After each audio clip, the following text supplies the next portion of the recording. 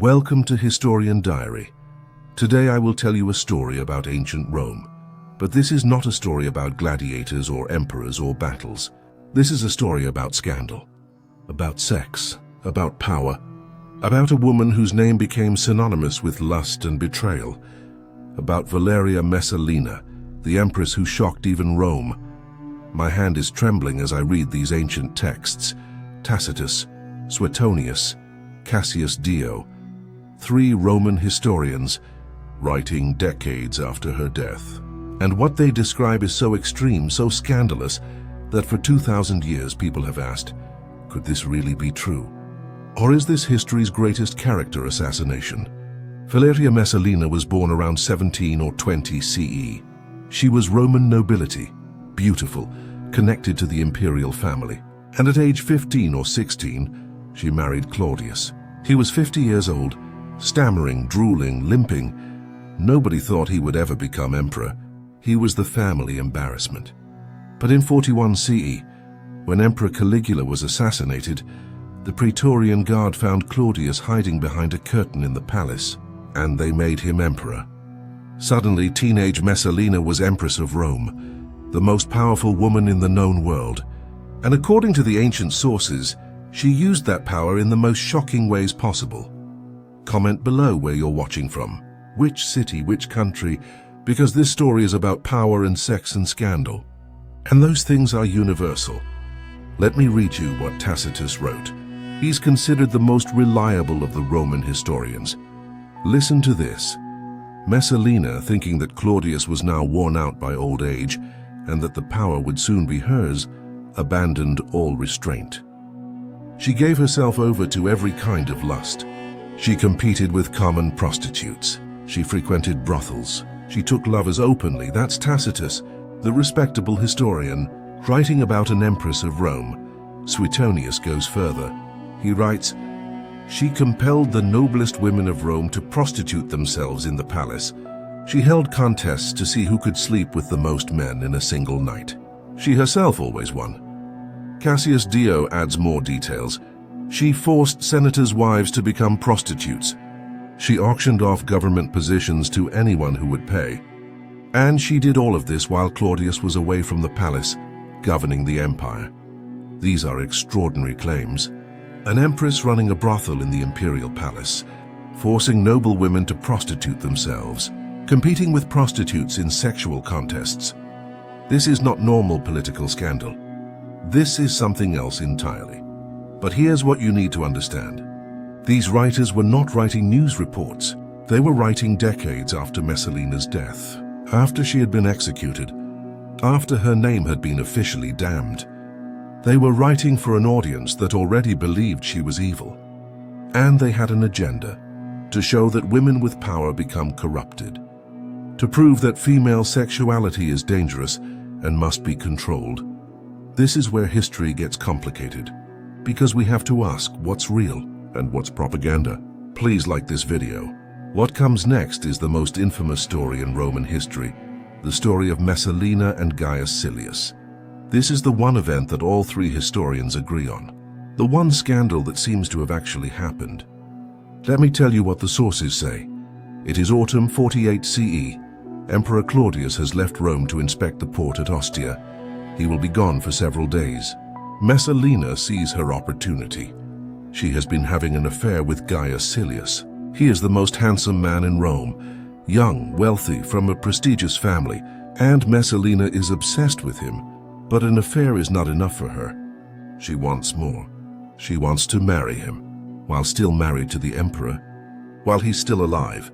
This is not just adultery. This is treason. This is insanity. Tacitus describes what happened. While Claudius was away, Messalina went through a formal marriage ceremony with Silius. Witnesses were present, contracts were signed, a wedding feast was held. They consummated the marriage in the palace. Think about this.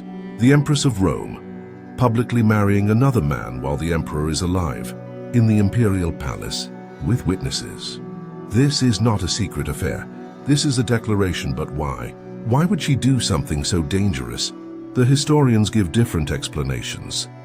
Tacitus suggests it was a political conspiracy. that Messalina and Silius were planning to overthrow Claudius, that the marriage was the first step in a coup, that they would claim Silius was the new emperor and Messalina would continue as empress. Suetonius says it was pure lust, that Messalina was so consumed by sexual desire for Silius that she lost all reason, that she didn't care about consequences. She only cared about having him. Cassius Dio offers a third option, that Messalina was bored, that after years of being married to an old stammering man she found unattractive, she wanted excitement. She wanted youth, she wanted passion, and she was willing to risk everything for it. We don't know which explanation is true. Maybe all of them contain some truth, or maybe none of them do. Where are you watching from? Comment below. And if you're finding this interesting, please subscribe to Historian Diary. What we do know is what happened next, because someone told Claudius. One of his freedmen, a man named Narcissus, rushed to Ostia. He found the emperor, and he told him, "Your wife has married another man. She is committing treason. You must act now." Claudius didn't believe it at first. How could he? His wife, the Empress, marrying someone else? Impossible. But Narcissus brought witnesses. He brought evidence. And slowly Claudius understood. He had been betrayed, humiliated, cuckolded in the most public way possible. He returned to Rome immediately with the Praetorian Guard, and he went to the palace. Tacitus describes the scene. Messalina was found in the gardens of Lucullus with Silius. They were still celebrating their marriage. Wine flowed. Guests laughed. They had no idea the emperor had returned. Claudius ordered the arrest of everyone present. Silius was taken first. He didn't even try to defend himself. He knew he was dead. The next day he was executed, beheaded in the Forum. No trial, no mercy. The other guests were arrested one by one, interrogated. Many were executed. The senators who had attended the wedding, the noblewomen who had witnessed it, anyone who had been complicit in the scandal. These are extraordinary claims. An empress running a brothel in the imperial palace, forcing noblewomen to prostitute themselves, competing with prostitutes in sexual contests. This is not normal political scandal. This is something else entirely. But here's what you need to understand. These writers were not writing news reports.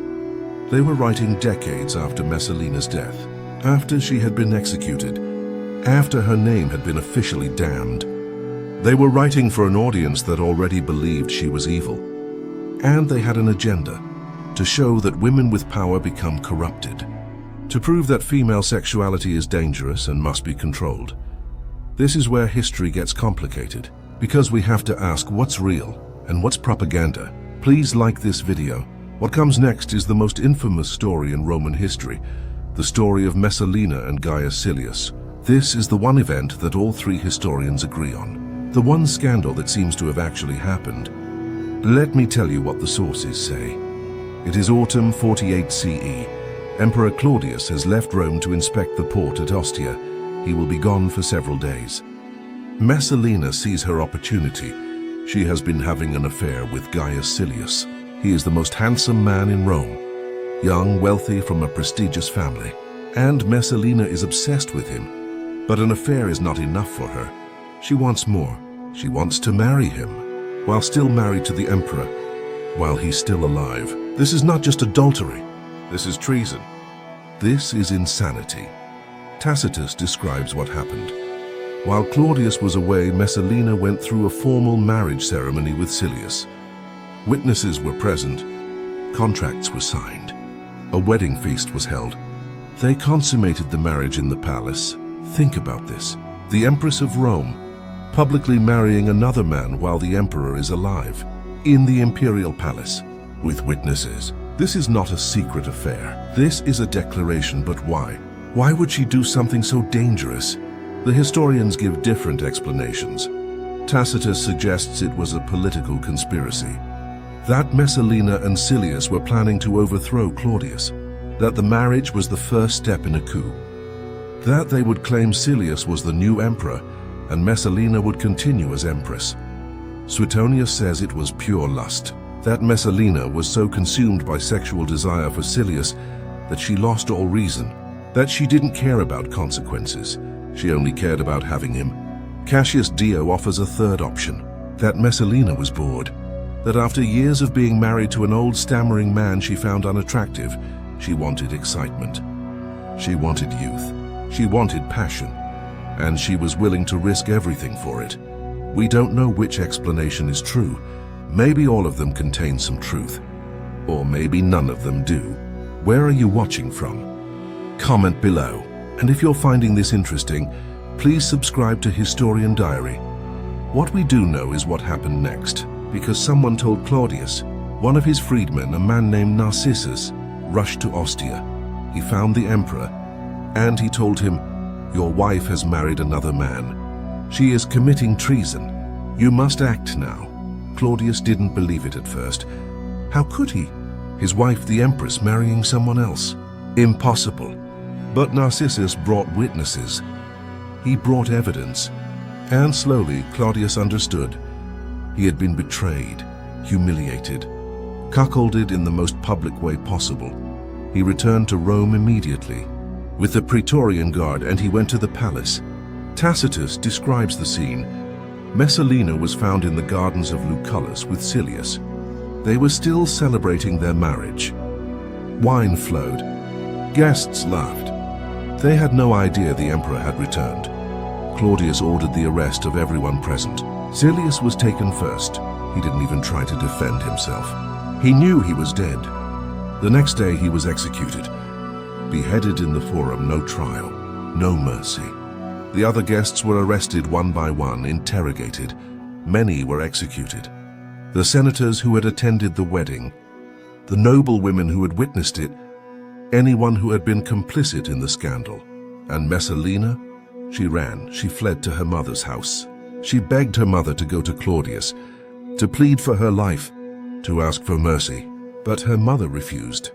She said, "You have brought this on yourself. I cannot help you." Messalina then went to the gardens of Lucullus herself, where she had celebrated her illegal marriage just hours before. And she waited, hoping Claudius would send for her, hoping she could talk to him. Use her beauty, her tears, her skills of persuasion to save herself. But Claudius didn't send for her. He sent soldiers. With orders to kill her, Tacitus describes her final moments. Messalina tried to stab herself, but her hand shook too much. The soldiers came. One of them drove his sword through her throat. She died in the same garden where she had celebrated her marriage to Silius. She was about 28 years old. Her body was given to her mother for burial. No funeral was held. No mourning was permitted.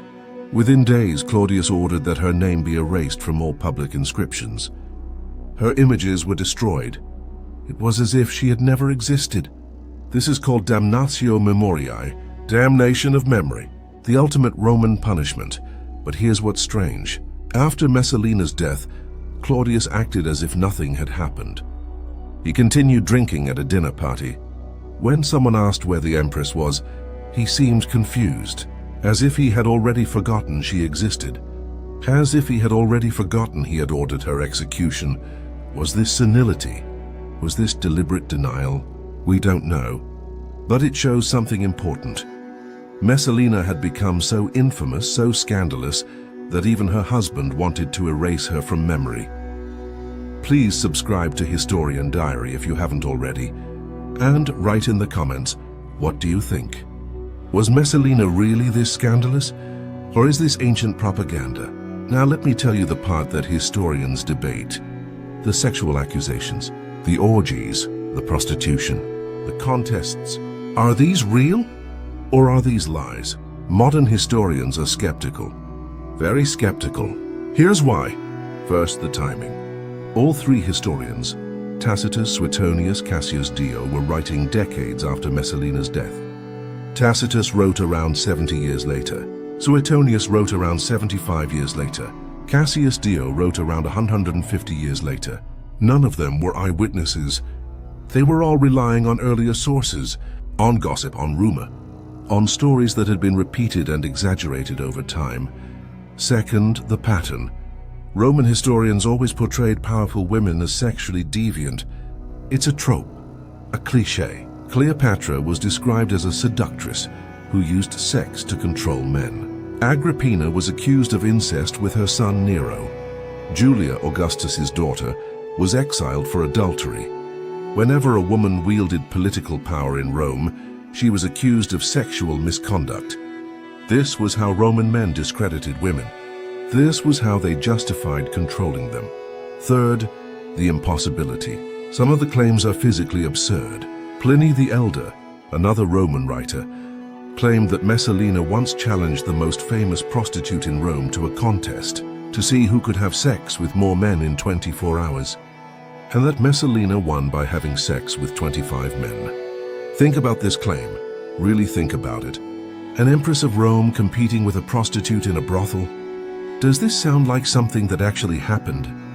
Or does it sound like a pornographic fantasy invented by men who hated her? Fourth, the motive. Who benefited from destroying Messalina's reputation?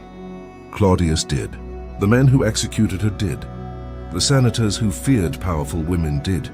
By making Messalina into a monster, they justified her death. They made it seem necessary, deserved. By portraying her as insatiably lustful, they reduced her from a political figure to a sexual deviant. And sexual deviants can be killed without guilt. So what's the truth? Here's what modern scholars believe. Messalina probably did have affairs.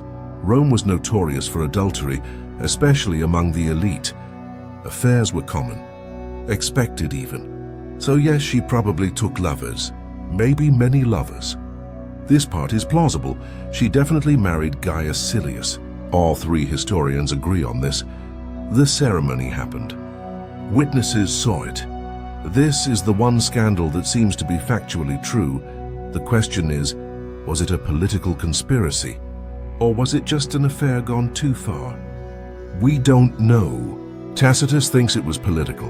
Suetonius thinks it was passion. Both could be partially right, but the extreme sexual stories, the orgies, the prostitution contests, the forcing of noble women, these are almost certainly fabrications. Propaganda. Stories invented or exaggerated to justify her execution and to serve as a warning to other women. Do not seek power. Do not challenge men, or you will be destroyed. Not just killed, erased from memory itself. Comment below, what do you believe? Ancient sources or modern historians? Here's what makes Messalina's story so tragic.